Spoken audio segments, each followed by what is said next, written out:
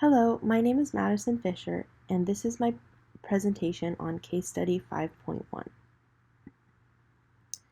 So for a little background on our case, the textbook tells us that our client is a 56-year-old male who has talked with us over the phone prior to the session in order to set up an appointment with me.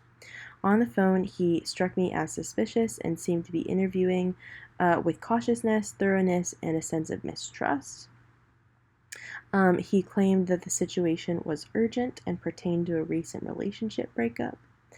And in our textbook, we were encouraged to look at various special populations. And for him individually, he has a history of PTSD.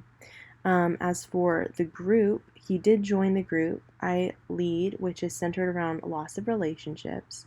But during the session, he cried copiously throughout the other members' share time. And it seemed like it was hard for him to get his story out.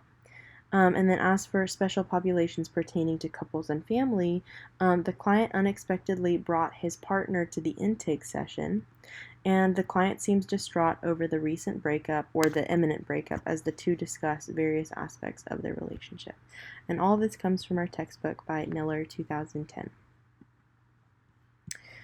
So one of the questions we were asked to address is, are there any legal or ethical issues involved? So because there seems to be a switch from what I believe to be individual counseling to couples counseling, there's a few items that need to be addressed. The first is that I need to obtain informed consent documents from both the client and his partner if we're going to do couples counseling moving forward. I also need to consider the client's history of PTSD and ask that we address that going forward we talk about issues pertaining to PTSD and how that might be affecting his current crisis. I also need to potentially assess for any suicidal or homicidal tendencies given his current unstable state of mind. How would I address any of these ethical or legal issues? So basically, we were asked if there were any legal or ethical issues, and now we need to address if they're how we would address those. First, I would want to make sure I have both signatures before leaving the intake session if we are going to switch from individual to couples counseling. If this is going to be only individual moving forward, and if the partner either refuses to sign an informed consent document or just doesn't want to, I will need to ask that the partner respect the privacy of the client's one-on-one counseling sessions going forward and that they not come. In the intake session, I need to talk with the client about how he obtained a formal diagnosis of PTSD. So where he got that from, who diagnosed him, was it in a clinical setting or is it self-diagnosed? I would also need to ask about his history of trauma and where that PTSD comes from. I would also need to briefly address the client by asking if he is currently experiencing any suicidal or homicidal ideations. If so, it will be necessary to determine if these are merely passing, intrusive thoughts, or if he has developed a plan of action. If it is the latter, I need to report accordingly. How would any of the factors discussed in Chapter 8 as regarding age, gender, sexual orientation, ethnicity, as relating to your clients possibly impact your approach in the crisis? Our textbook tells us every counselor needs to learn how to work across differences because whatever one is, that means one is not something else. For example, if one is male, then one is not female.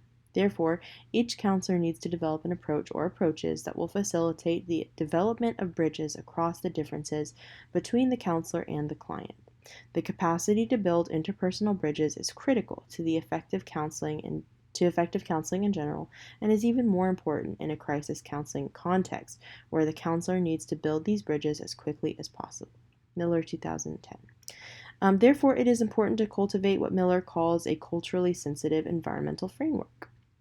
It is unhealthy for a counselor to ignore the aforementioned factors when working with any client.